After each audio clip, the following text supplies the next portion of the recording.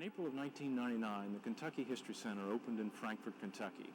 Operated by the Kentucky Historical Society, the center is devoted to preserving the state's past and to reaching out across the Commonwealth to share the state's treasures with all of its citizens. On the next edition of University Journal, we'll talk with Kevin Graffinino, the Executive Director of the Kentucky Historical Society, and with Nancy Glazer, the Museum Director. Please join us for our conversation.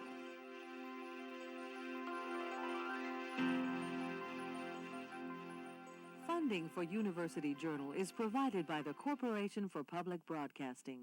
Additional funding was provided by the Kentucky Fund for Independent Production and by viewers like you who support quality programs such as University Journal that appear only on public television.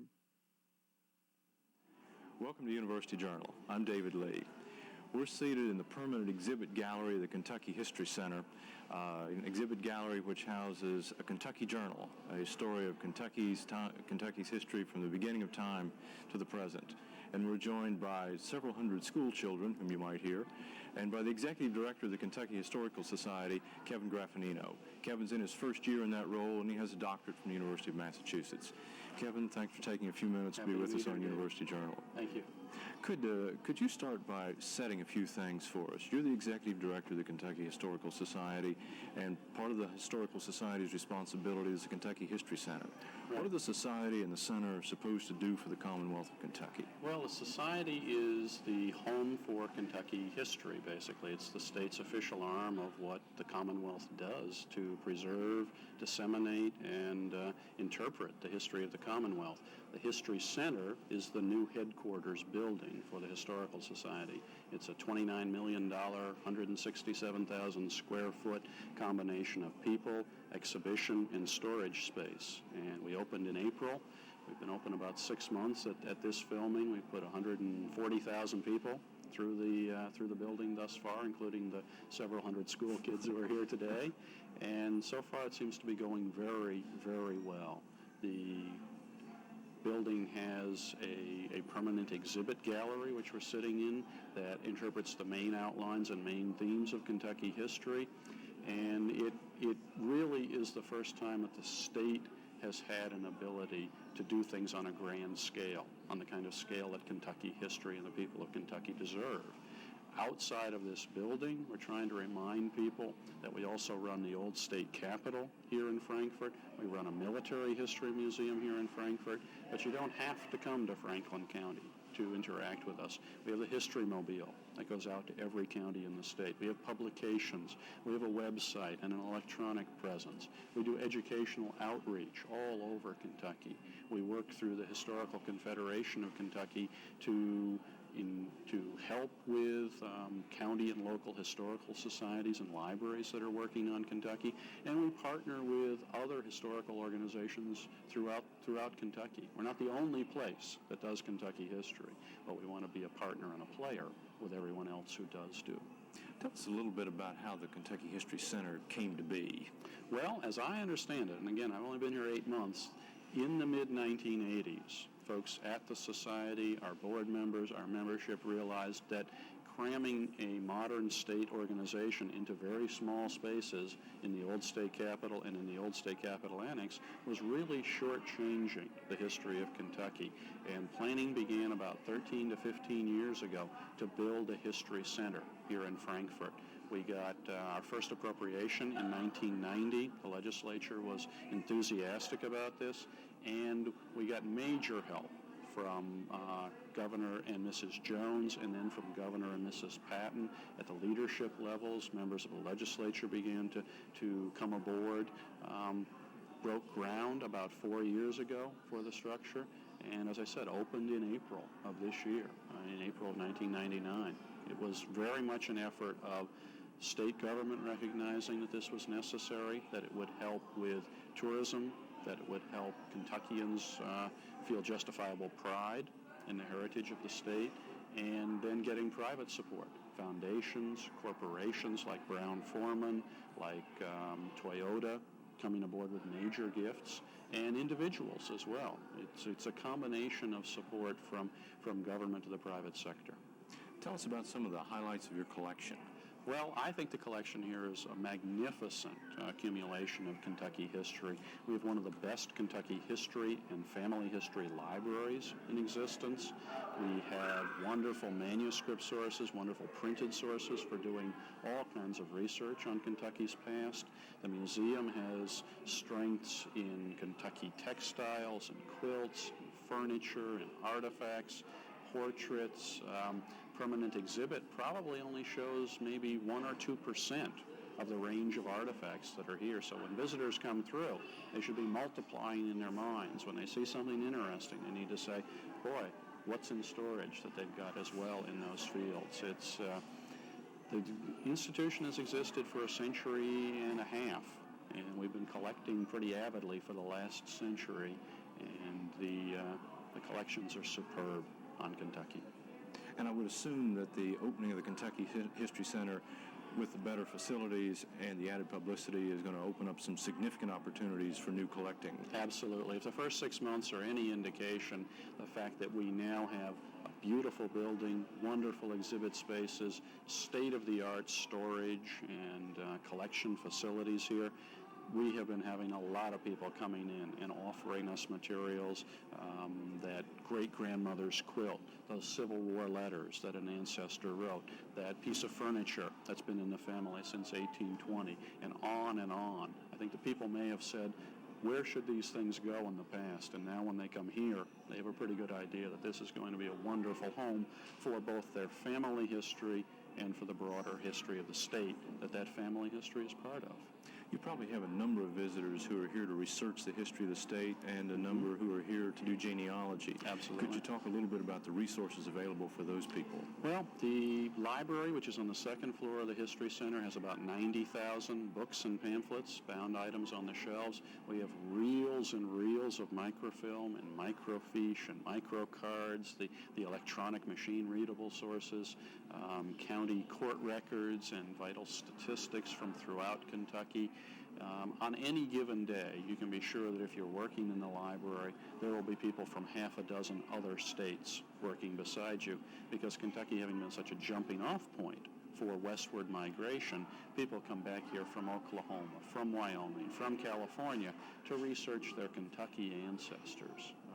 Special Collections Department has oral history tapes. We have manuscript collections. We have letters and other documents and diaries of famous and not so famous Kentuckians from past generations. For anyone who likes to do paper-based research or library kinds of research, coming here, I would say to the Filson Club in Louisville, to Western, which is a wonderful library, and to UK and Lexington. Those are the 4 great libraries I know of Kentucky history. It sounds like some pretty exciting things are happening in Kentucky history and in this building, and let's go see some of those. Great. David, leaving the permanent exhibit, we come out into Commonwealth Hall, which is the main entryway for the Kentucky History Center. We've got a 55-foot high atrium skylight. We have 18-foot across chandeliers. We have a staircase that's 35 tons of cement and limestone curving around down into itself. There are no horizontal or vertical supports for the staircase. It's modeled after the architectural marvel over at the old state capitol, built in the 1820s and 30s. The map that we're standing in the middle of here, we're here in eastern Kentucky. Big Sandy. Map is 48 feet long, green terrazzo, which each of the counties outlined in brass, a brass star for state capital at Frankfort.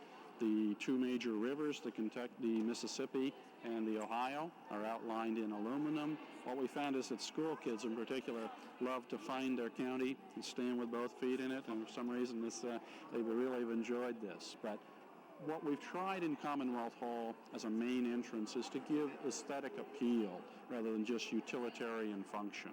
And so far, folks have really responded beautifully to this.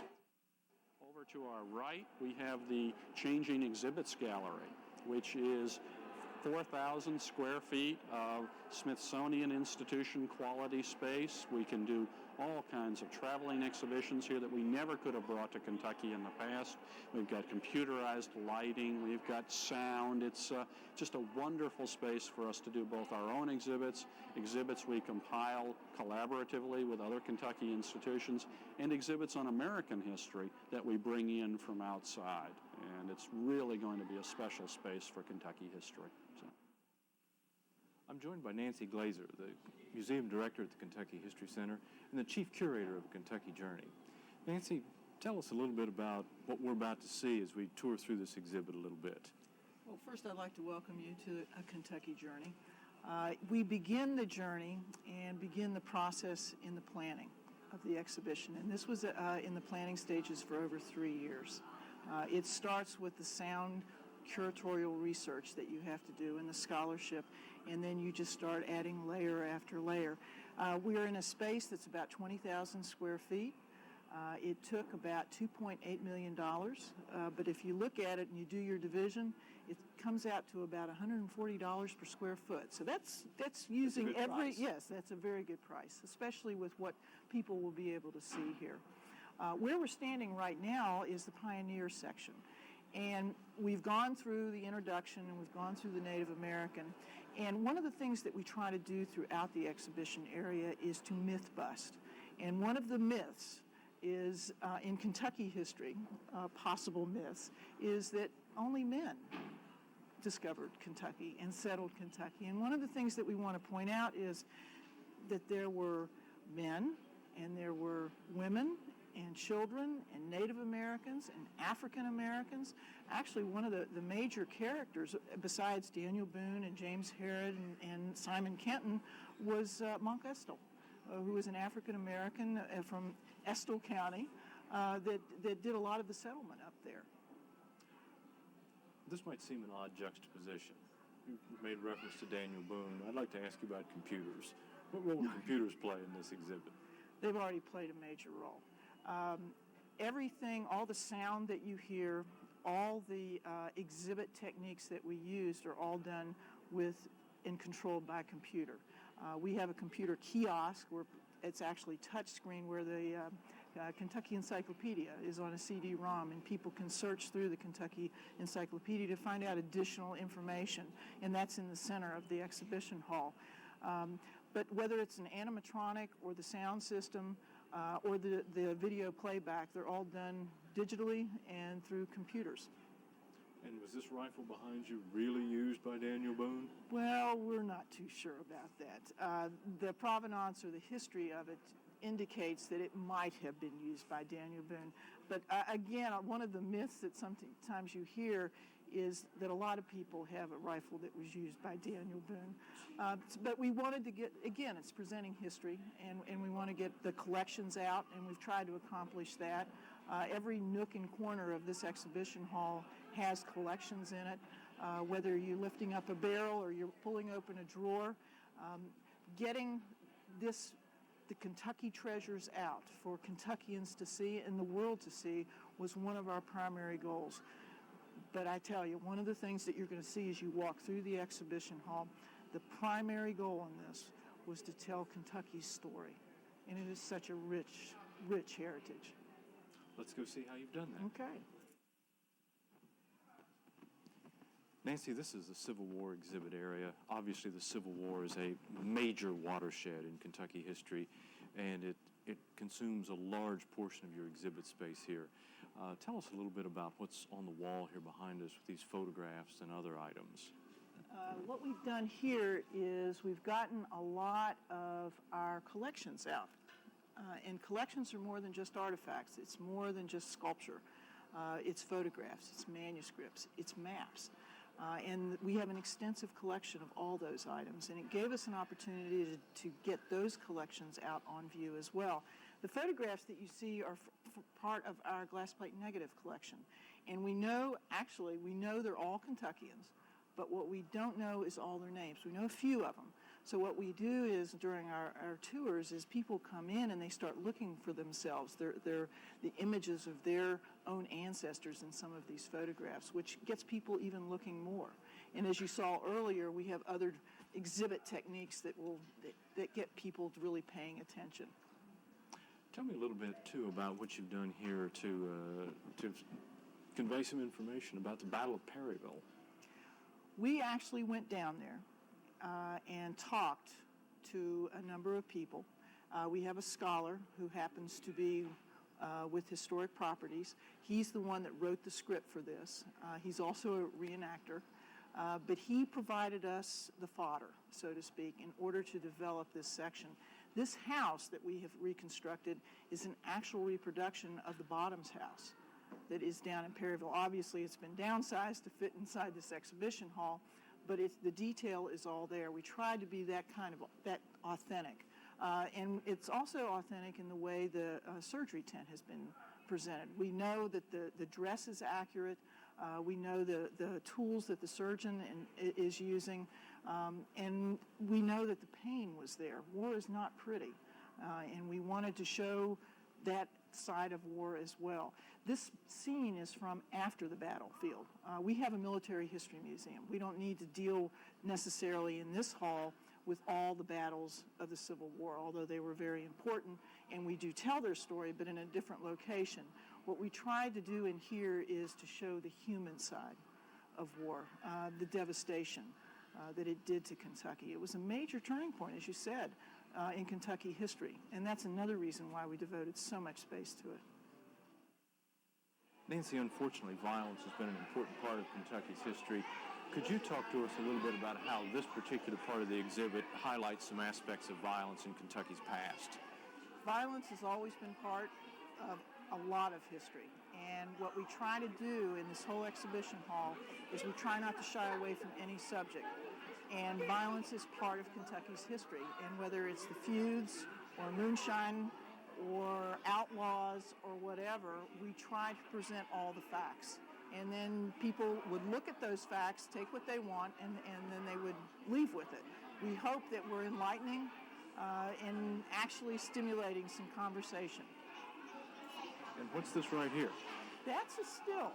That is a moonshine still from the 1956, I believe. But I'd have to double check that label. It's been a while since I've really looked at all this. We just acquired a new one, actually, a 1976 moonshine still.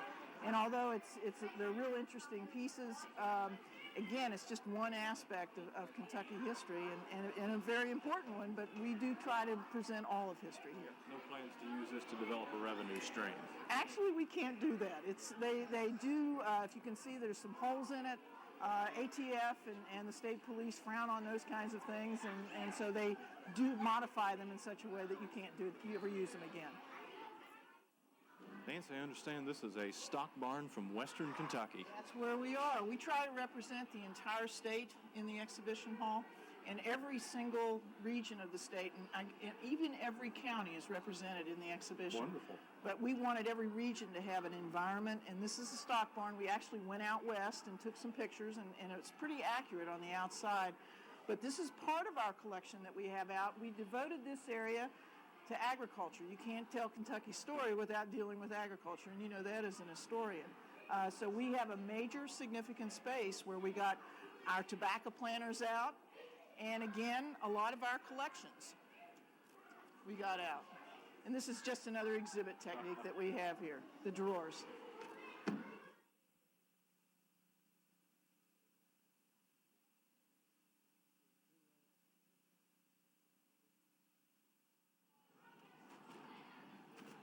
Nancy, what's this exhibit space? This is where we begin the latter part of the 20th century in the whole permanent exhibition.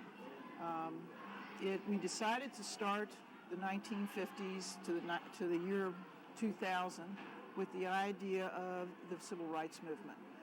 It's also an area where we don't have a lot of materials yet, so we're actively collecting in this area and throughout this part of this century. I mean, the year 2000 is coming upon us very quickly, so we're looking for collections to fill in the space. What this is, we tried to reconstruct a church, reproduce a church, and with the sanctuary feel to it. And what we have in here now to bring more life to this area, besides our domes of silence that we have up here, where we have speeches of Martin Luther King when he did the March on Frankfort, and Governor Breathitt's speech in 1964 when he passed the Civil Rights So with Act no here. silence, if you walk under it, you hear the speech. They're called directional speakers, and if you sit underneath there, you'll hear them beautifully. They're just crystal clear.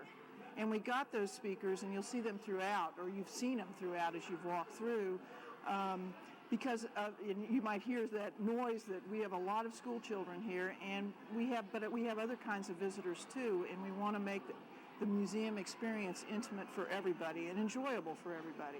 So why we put these in was that very reason, so you could walk underneath them and actually hear the speech, and it knocks out a lot of the sounds that we're hearing with our 100 or 200 kids that we have in here right now. So it works very well. But this space recreates an African-American church in Kentucky as it might have been in the middle of the 20th century. About the late 1950s is what we were searching for. And we actually, one of the ways we bring this area to life is we have something called a pop-up character. We have a theater program here at the History Center and at the Historical Society.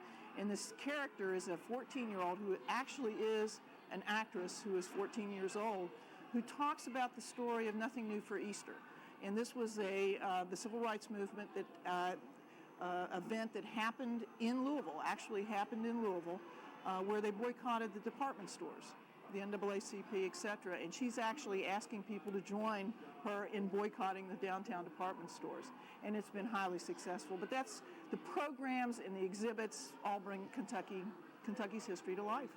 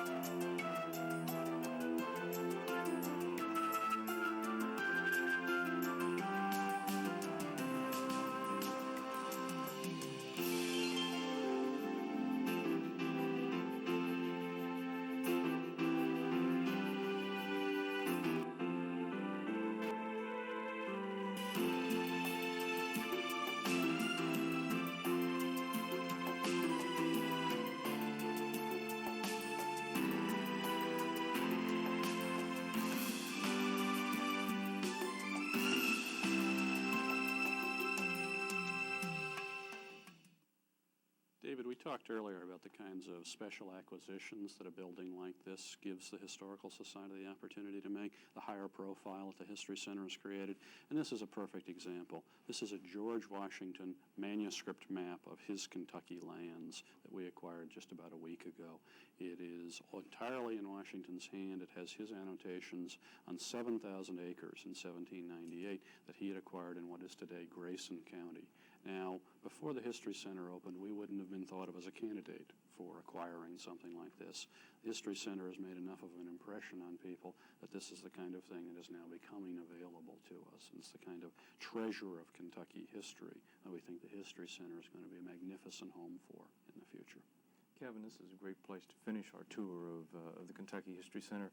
Maybe just as a kind of wrap-up question, since we've talked about the past, what about the future? What's the future of the Kentucky Historical Society and the Kentucky History Center? Well, I think the History Center will remain for decades at least a magnificent home for Kentucky history for people to come to. But for the society at large, we intend to be out and about Kentucky. We intend to go to where Kentuckians are. It's great if people can come here to see us, but if they can't, then we'll be in their counties to see them. I hope folks will think about supporting the society, becoming members of the society. We're a membership organization, but the last thing we want is for folks to think that they have to come to Franklin County to have a relationship with this organization.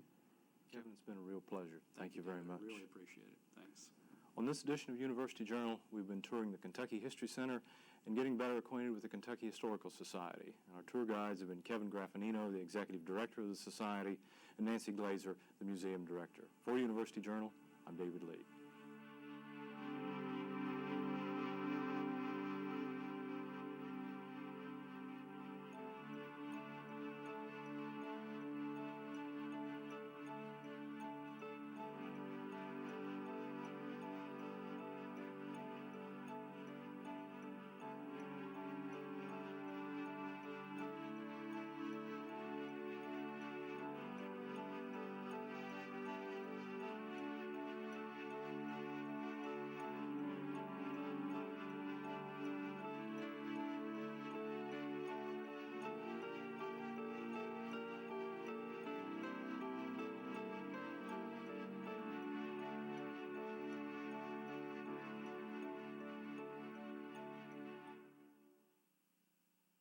Funding for University Journal is provided by the Kentucky Fund for Independent Production, the Corporation for Public Broadcasting, and by viewers like you who support quality programs such as University Journal that appear only on public television.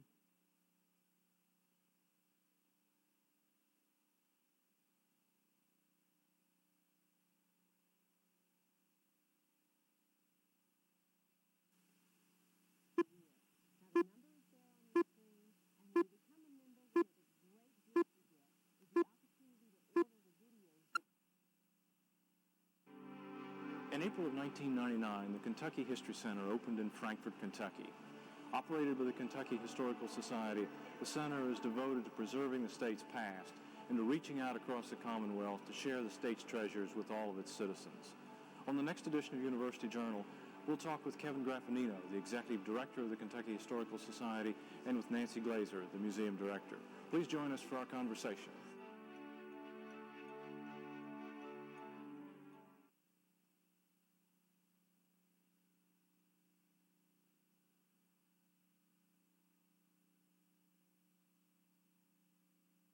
And we will integrate this technology in the way the telephone has integrated into our culture.